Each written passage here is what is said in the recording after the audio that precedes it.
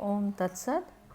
स्वामी रामकृष्ण परमहंस, जो स्वामी विवेकानंद के भी गुरु थे, उनसे जुड़ी कुछ कहानियाँ।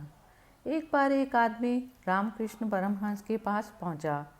वह पवित्र स्नान करने के लिए वाराणसी जा रहा था, लेकिन उनकी रुचि रामकृष्ण परमहंस में थी, इसलिए जाने से पहले वह उनके पैर छूने के लिए गए। तब रामकृष्ण परमहंस ने उनसे कहा, लेकिन वाराणसी जाने की क्या ज़रूरत है, क्योंकि गंगा आ रही है। उनके मंदिर के ठीक पीछे जहाँ वे बैठे हैं, गंगा बह रही थी। गंगा तो कलकत्ते में आ ही रही है, कहाँ जा रहे हो? लेकिन उस आदमी ने कहा, शास्त्रों में वाराणसी की गंगा की एक विशेषता है। यह वही गंगा है, लेकिन अगर आप वाराणसी में स्नान करते हो तो आपके सारे पाप धुल जाते हैं। तब रामकृष्ण परमहंस ने, बहुत ही सरल वह व्यक्ति थे, उन्होंने कहा, मेरे आशीर्वाद से आप जा सकते हैं, लेकिन एक बात याद रखें, क्या आपने देखा है गंगा के किनारे बड़े बड़े पेड़ हैं? उस आदमी ने कहा, हाँ, जब मैं बहुत छोटा था तब मैं एक बार अपने पिता के साथ वहाँ गया। लेकिन आप उन पेड़ों का जिक्र क्यों कर रहे हैं? उस आदमी ने पूछा। तब उन्होंने कहा, मैं उन पेड़ों का जिक्र इसलिए कर रहा हूँ क्योंकि लोग उनका उद्देश्य नहीं जानते। गंगा महान है, आप डुबकी लगाते हैं और आपके सभी पाप आपसे दूर हो जाते हैं, लेकिन वे पेड़ों पर बैठते हैं और आपका इंतज़ार करते हैं। वे कहते हैं, बेटा, कभी ना कभी तुम उसी रास्ते पर आओगे, कहाँ जाना है? आप कब तक गंगा में रह सकते हैं? आप जब तक चाहें प्रबंध कर सकते हैं, 1 घंटा, 2 घंटा, 1 दिन, 2 दिन, लेकिन अंततः आपको बाहर आना ही होगा। उस आदमी ने कहा, 2 दिन भी नहीं, मैं अभी नहाकर बाहर आऊँगा। इतने ठंडे मौसम में ज़्यादा से ज़्यादा 5 मिनट लगेंगे। लेकिन ये अजीब बात है, किसी ने मुझे नहीं बताया ये सभी पाप पेड़ों पर बैठे हैं।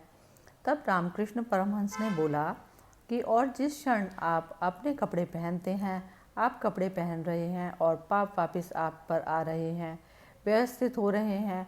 और कभी कभी तो ऐसा होता है, किसी और के पाप यदि वे आपको पसंद करते हैं, वह आदमी सुंदर दिखता है, वह आदमी पहले ही मर चुका है, खत्म हो चुका है, यह आदमी अच्छा है, जवान है, इसमें और पाप करने की कुछ संभावनाएं हैं, वे आप पर गिर सकते हैं। यदि सबसे बड़ी कठिनाई है, तुम्हारा निश्चय ही तुम पर वापस आ जाएगा।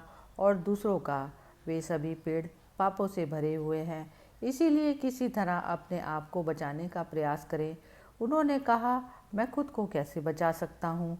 आप पाप नहीं देख सकते, ना तो मैं उन्हें स्नान करते समय देख पाता हूँ और ना जब वे दोबारा मेरे ऊपर उतरेंगे तब मैं उन्हें देख पाऊँगा।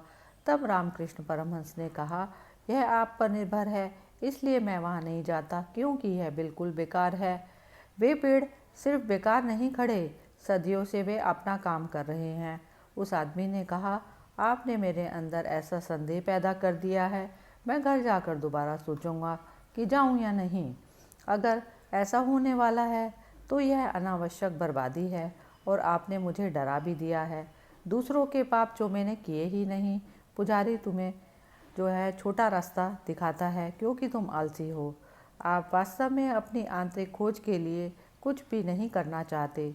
स्वर्ग कहीं ऊपर बादलों में नहीं है, यह आपके भीतर है, और इसके लिए आपको गंगा जाने या काबा जाने की ज़रूरत नहीं, आपको अपने पास जाने की ज़रूरत है।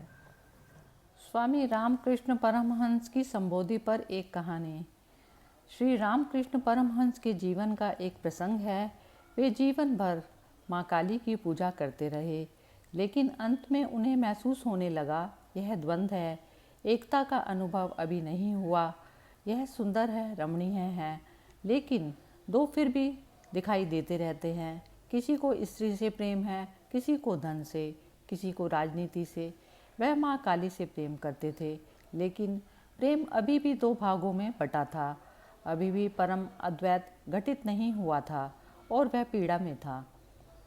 वह किसी अद्वैतवादी वेदांतवादी की तलाश करने लगे। कोई ऐसा व्यक्ति आए जो उन्हें रास्ता दिखाए। तोतापुरी नाम के एक परमहंस गुजर रहे थे वहाँ से। रामकृष्ण ने उन्हें अपने साथ रुकने के लिए आमंत्रित किया और कहा, मुझे उनके दर्शन करने में मदद करें। तोतापुरी ने कहा, इसमें मुश्किल क्या है? आप मानते हैं कि दो हैं, इसलिए दो हैं।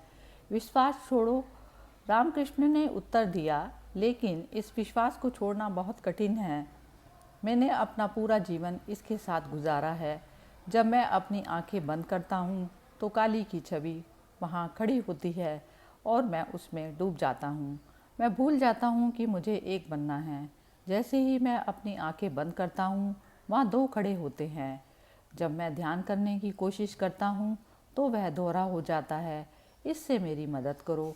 तब तोतापुरी ने कहा, इसे आजमाएं। जब काली की छवि आपके सामने हो तो तलवार उठाएं और उसे दो टुकड़ों में काट दें। तब रामकृष्ण परमहंस ने कहा, मुझे तलवार कहाँ मिलेगी?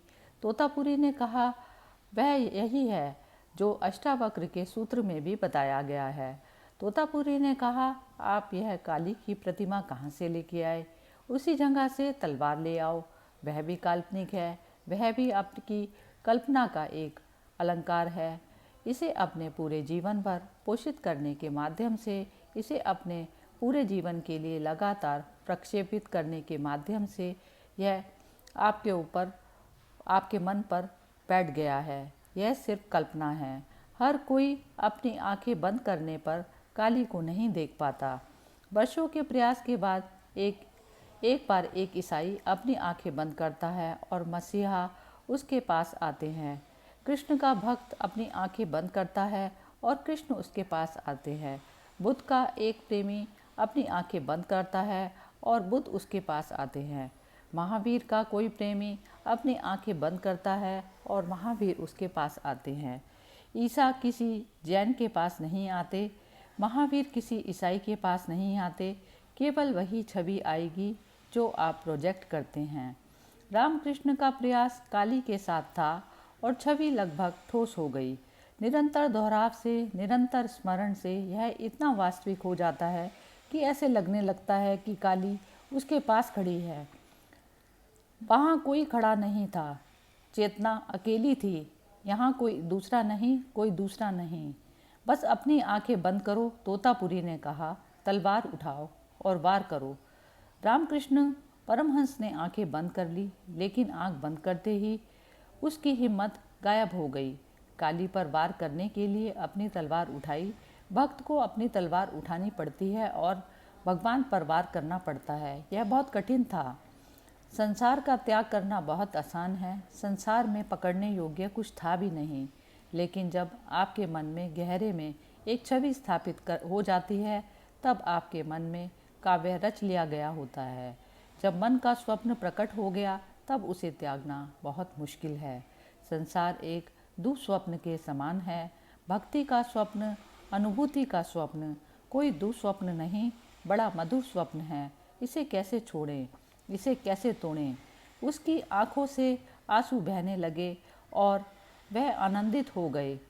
उनका शरीर कांपने लगा, लेकिन उन्होंने अपनी तलवार नहीं उठाई। वह इसके बारे में पूरी तरह भूल गए। अंततः तोतापुरी ने कहा, मैंने यहाँ कई दिन बर्बाद किए, यह बेकार है।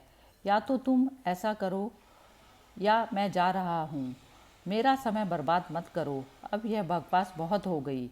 उस दिन तोतापुरी अपने साथ एक कांच का टुकड़ा लेकर आए और उन्होंने कहा, जब तुम आनंद में लीन हो जाओगे तो मैं इस कांच के टुकड़े से तुम्हारा माथा काट दूंगा। जब मैं तुम्हारा माथा काट दूं तो अंदर साहस जुटाना और अपनी तलवार उठाना और काली को दो टुकड़ों में काट देना।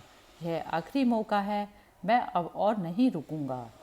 तोतापुरी की छोड़ने की धमकी और ऐसा गुरु खोजना बहुत मुश्किल था। तोतापुरी अवश्य ही अष्टावक्र व्यक्ति जैसे रहे होंगे। रामकृष्ण ने अपनी आंखें बंद कर ली और काली की छवि उनके सामने दिखाई देने लगी। वह आनंदित होने लगे। उनकी आंखों में से आंसू बहने को ही तैयार थे। आविर्भूत और खुशी हो रही थी। वह आनंदित होने लगे। तब तोतापुरी ने उनका माथा पकड़ लिया। जहाँ तीसरी आँख का चक्र है, ऊपर से नीचे तक एक चीरा लगा दिया। कांच का टुकड़ा कटने से खून बहता रहा और इस बार भी रामकृष्ण परमहंस को साहस मिला। उन्होंने तलवार उठाई और काली के दो टुकड़े कर दिए। जब काली अलग हो गई तब वे अद्वैत में चले गए। लहर समुद्र में विलीन हो गई, नदी समुद्र में गिर गई। कहा जाता है कि वह 6 दिनों तक इस परम मौन में डूबे रहे। ना तो वह भूखे थे और ना ही प्यासे। वह उनकी चेतना बाहर की तरफ नहीं रह गई। सब कुछ भूल गया और जब 6 दिन बाद उन्होंने अपनी आंखें खोली तो पहली बात उन्होंने कही कि आखिरी बाधा भी गिर गई। हरि ओम तत्सत। स्वामी रामकृष्ण परमहंस के भोजन में रुचि की एक कथा। स्वामी रामकृष्ण परमहंस के बारे में बताया जाता है कि उनकी भोजन में बहुत ही ज़्यादा रुचि थी। वास्तव में वह जनूनी थे। उनकी पत्नी शारदा भी बहुत ही शर्मिंदा महसूस करती थी क्योंकि वह एक महान संत थे। केवल एक ही ये दोष था और यह दोष ऐसा था कि उन्हें भोजन में अत्यधिक रुचि थी। उनके शिष्य बैठे होते थे और वह बीच में से सत्संग के बीच में से ही क्या भोजन पकाया जा रहा है यह रसोई घर में आ जाते थे पूछताछ करने के लिए। उनके निकटतम शिष्य भी इस बात से चिंतित होते थे। उनकी पत्नी एक बार उन्होंने स्वामी रामकृष्ण परमहंस से जिद की कि वह उनको समझाने का प्रयास करें कि ऐसा क्या है कि वह भोजन को सत्संग के समय में भी भूल नहीं सकते। तब रामकृष्ण परमहंस ने कहा कि मेरी सिर्फ एक भोजन में रुचि बची है, इसी के कारण मैं यहाँ पर अटका हूँ। जब यह रुचि ख़त्म होगी तब उसके 3 दिन बाद मेरी मृत्यु हो जाएगी। तब यह सुनकर उनकी पत्नी को इस पर विश्वास नहीं हुआ। तब रामकृष्ण की मृत्यु से ठीक 3 दिन पहले वह आराम कर रहे थे। शारदा उनकी थाली उनका भोजन लेकर आई। तब वह पलट गए और दूसरी तरफ देखने लगे।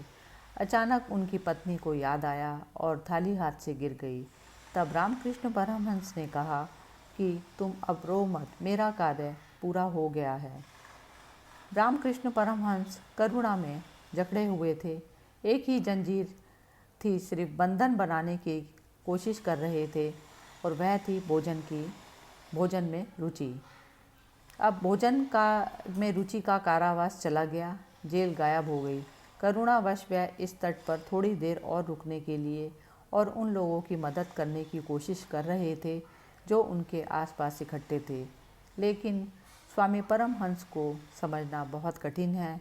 ऐसे व्यक्ति को हमेशा ही समझना बहुत कठिन है जो सिद्ध और बुद्ध बन गया है, जिसने अपना सारा संचित कर्म शून्य कर दिए हैं। यह बेहद कठिन है। उनमें कोई गुरुत्वाकर्षण नहीं है। इसीलिए रामकृष्ण परमहंस एक चट्टान से चिपके हुए थे और वह था भोजन। चट्टान में गुरुत्वाकर्षण है। वह एक चट्टान से चिपक गए थे ताकि वह थोड़ी देर और धरती पर रह सकें। जब आपके पास संयम होता है, एक चेतना पूरी तरह से सतर्क होती है, तो वह देख पाती है कि कितना कर्म बाकी है। यह बिल्कुल वैसा ही है कि जैसे एक चिकित्सक आता है और वह एक मरते हुए आदमी की नाड़ी को देखता है और छूता है और कहता है 2 या 3 घंटे से अधिक नहीं। वह क्या बोल रहा है? लंबे अनुभव से उसने जान लिया है कि जब कोई व्यक्ति मरने वाला होता है तो उसकी नाड़ी कैसे धड़कती है। बिल्कुल इसी तरह एक सतर्क व्यक्ति जानता है कि कितना प्रारब्ध बचा है, कितनी नाड़ी, और वह जानता है कि उसे कब जाना है। हरि ओम तत्सत।